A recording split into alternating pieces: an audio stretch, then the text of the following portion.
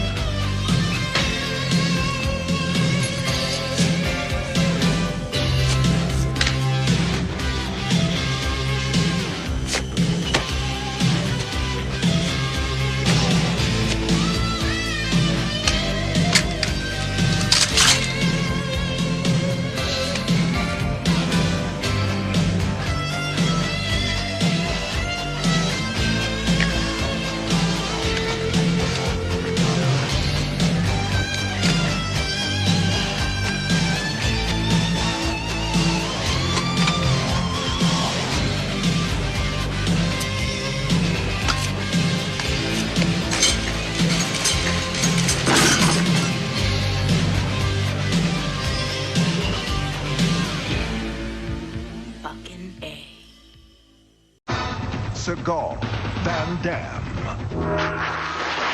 Farley, the Great White Ninja. Danger is my companion. He's physically tuned, It's very impressive. emotionally fit, Good ninja! and mentally challenged. It is the black art. Beverly Hills Ninja. Or actually, I am the great white black art blackest master. Rated PG-13. Opens everywhere Friday. Hey, this is Matt once again. Welcome back to another video. This is another paid request, this time from I Hate Facebook. And if anyone wants to request any type of re-reviews or topics or reactions or any type of video, feel free to send it either directly to my PayPal or join my Patreon. Both links are down below in the info box. And this is for Beverly Hills Ninja, which, for those who don't know, I'm a big Chris Farley fan. I miss the guy. I didn't watch much Saturday Night Live, but I've seen some reruns, or some clips I should say, over the years, including a lot of Chris Farley stuff, like the van down by the river. Chris Farley had such a great joy, energy, playfulness. I think what made him work well in movies, and sadly he did not get to do a lot of movies, is that, yeah, he did a lot of physical pratfalls, but he had a great innocence to him in the way he plays the characters, where the characters have that much of a sweetheart quality where it seems like, man, I want to be friends with this guy. He's not malicious, he's not mean, he's not rude, the characters that he plays. And they're characters that don't handle the situation the best, but they mean well. And they're characters that are trying to do the best that they can. Tommy Boy, Black Sheep, this movie. I would say he didn't get to do a whole lot. I mean, if you include cameos, yeah, like Airheads, Wayne's World 1 and 2, Dirty Work, Billy Madison. He was fun in those roles as well. But to really have a lot to work with, Tommy Boy is fantastic. Black Sheep I really enjoy. Beverly Hills Ninja I do like as well. I like Tommy Boy and Black Sheep more. I think he worked perfectly with David Spade. And really this is... And Almost Heroes, he did work with Matthew Perry. So this is kind of the only film he got to star in. Well, yeah, he had to carry it. Yeah, you had a little bit of Robin Shou, who played Liu Kang in the 1995 Mortal Kombat movie. But it was mostly him and him alone. Once in a while Chris Rock came in or others. But this was kind of his time to shine. And I know Chris Farley himself was not a fan of the movie. He didn't like the way it turned out. Yeah, there's a lot of jokes deal with his weight. Or, yeah, he's doing this because he's fat and he's clumsy. And maybe he watched that and he was hard on himself. Which I'm sorry that happened. I don't look at it that way. No, I don't think all the jokes work. Yes, the idea of a Beverly Hills Ninja, Chris Farley being a ninja is a funny idea. But that's not the only reason I'm laughing, is because he's fat. No, because of that endearing quality that I mentioned before. And he's very proper, and he thinks he's the great white ninja.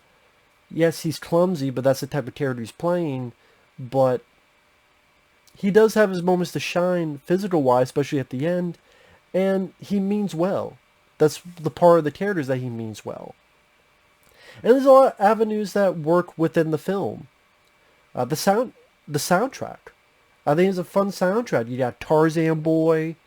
And yes, I'll say I like this more than Ninja Turtles 3, which has Tarzan Boy. Kung Fu fighting. I'm turned Japanese, I really think so. Yeah, pretty decent soundtrack. And the score, which at times does sound like the score for Mortal Kombat, at times, and that's because it's George S. Clinton, who did the music for 1995's Mortal Kombat. He also did the score for American Ninja 2, which I think is an underrated score. Now, it's directed by Dennis Dugan, who did Problem Child, Big Daddy with Adam Sandler, Grown Ups. I don't like all of his films, but some I don't mind. Like some of those I mentioned, like Big Daddy, I don't mind. Chris Farley's character, he's found by this clan of ninjas when he's a baby. Again, they think he's the legend, the Great White Ninja. They soon find out they might have made the wrong mistake. Soon Teko, who I remember fighting Chuck Norris and missing in action to the beginning. He plays the sensei. And that was cool to see him in that, Soon Teko. Because I grew up with him and missing in action too. I'm like, oh, cool. And Robin Shou, being a big fan of Mortal Kombat, which is also a New Line Cinema film like this is, it was cool to see him get another role, and he just have fun with his role. It gets to play a little bit of comedy. I mean, he's not... Well, he's in the film a lot, but there's portions he's not in it because he's supposed to be watching from afar, and the different ways that he's masquerading or hiding his identity, like he pretends to be a mannequin and such. I get some fun out of that, like what's he going to do next? How is he going to hide himself next? And when I watched this film again, something weird occurred to me. This is a precursor to Kung Fu Panda. If you did Kung Fu Panda live action, not exactly. But the fact that if you have a person played by a funny, bigger guy who supposedly is going to be this legendary figure, but he likes to eat and he's very clumsy, but by the end, he proves himself and he is the chosen one. And it's a character that has a big heart, and the fact that he has a big heart is a big reason as to why he is the chosen one. So I'm not saying exactly like Kung Fu Panda, because you don't have, the plot of it, but just, there's a little kernel that you can see, I can see in both movies. I didn't think about that until watching. I'm like, you know what? Not a lot, because this deals with counterfeiting, which that is an issue I have. Like the plot itself, the bad guys, they get these plates to counterfeit money. Who gives a shit? Like no one gives a shit about that. It's mundane. It's meh. It's very rudimentary for a bad guy plot. Counterfeit the plates. The bad guy is forgettable. I could give a rat's ass. but what makes the film work is Chris Farley. Also, you got people like Chris Rock, who's a bellhop at a motel in Beverly Hills. I wish he was in the film more, but maybe like, okay, it'd be like just a replacement for David Spade. Instead of Chris Farley, David Spade, it'd be Chris Farley, Chris Rock. Although, that'd be a thing I actually would not have minded, but at the same time, you know, let Chris try to carry the movie on his own. I do think that's the sad thing. It would have been nice to see him do more. Like, you see how many films Adam Sandler got to do. How many films would Chris Farley have been able to do? But sadly, he did not contain his demons. Drug addiction, being more and more overweight, and more drug addiction. Sad. And on one hand, it's not like a freak accident like Brandon Lee, where it was not in his control, but that still doesn't make it any less sad. I never knew the guy, but you hear from all his friends how much they loved him, how much they miss him, and we as fans, I think we missed out on such a great talent. I guarantee you, he would have been doing the stuff Kevin James is doing nowadays. I guarantee you. With being in Grown Ups with all those guys, that would have been Chris Farley. Even in a film like Pixels, as much as I don't like Pixels, if you had Chris Farley and Adam Sandler, maybe Chris Farley would get the... Because Adam Sandler would talk about how Chris Farley would always make him laugh. Maybe Chris Farley would be that... And you think about the stuff with Chris Farley that Adam Sandler was in, Airheads and Billy Madison. I don't think he was in Happy Gilmore. But, and you always hear that Adam Sandler would get so many chuckles and laughs out of Chris because being in Chris Farley's presence. You know, maybe that would have helped. I miss Chris Farley. I really do. And I know a lot of people don't like the film, but to me, like, it's great to see.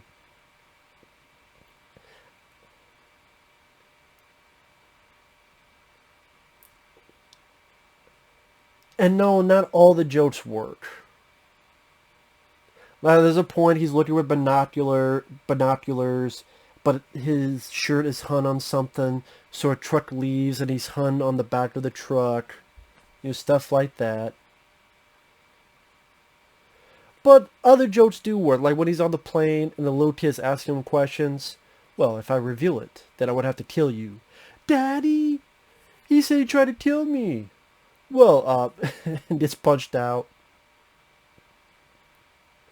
Or someone goes asshole and he doesn't understand that's a bad word, so he keeps telling this guy, thanks asshole.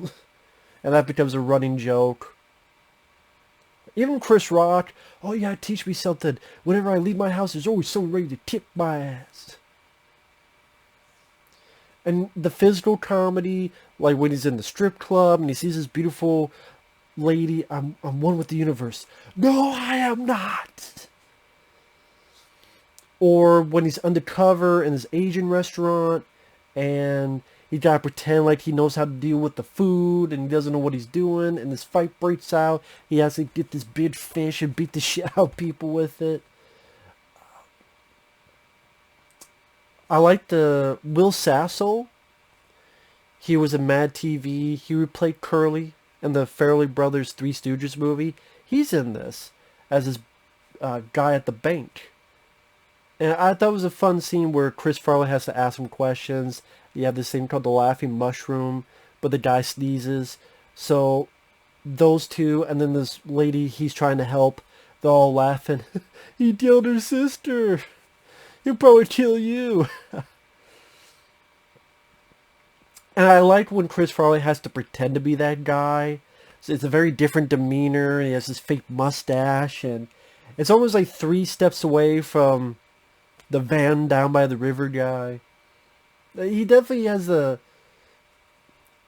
energetic personality when he's playing that character. in the finale. When he's helping Robin Shou, he's like, no one messes with my brother.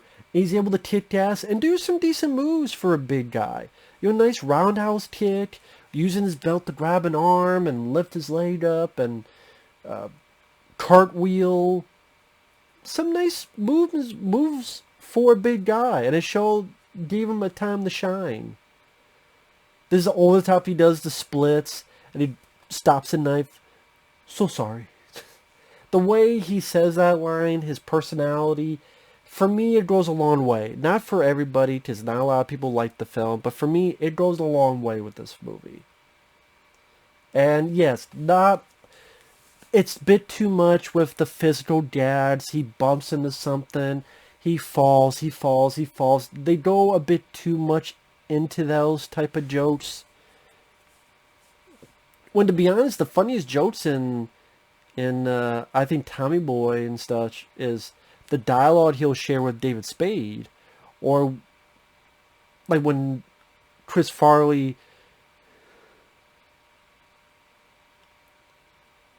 when he gets so pissed off, don't jerk around the goddamn bit of puppet.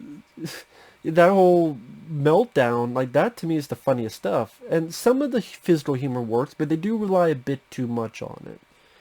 It's a bit more verbal, maybe with Chris Farley, with himself. Maybe a bit more on the right on that could have been improved. But yeah, it goes by a fast pace. It's not a long film. It's like 80-some minutes long. Yeah. Chris Farley's personality shines, his endearing quality. Like, he doesn't get the medal for the big ninja at the beginning, but he's like, congrats, big brother. He's very proud of his big brother, Robin Shou.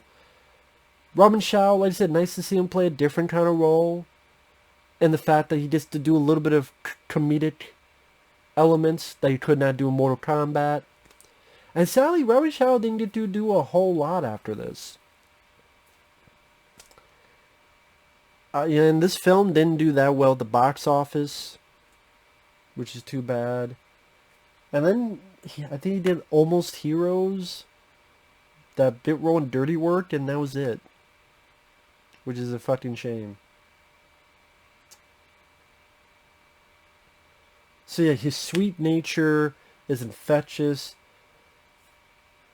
And the physical comedy that he does do, I think there's too much of it. When I say it doesn't work, it's mainly like, what he does is on point. It's just, you know, it's a bit too much, and not everything works about it. Because like, you're overdoing it. There's other jokes you could do. There's other humor you could gravitate towards. But it's still a fun movie. Still a fun film. And I miss Chris Farley. I really do. I can't say that enough. And well, we lost him way too soon. Way too soon. With that said, thanks for watching. Take care. We'll see you guys later. Bye-bye.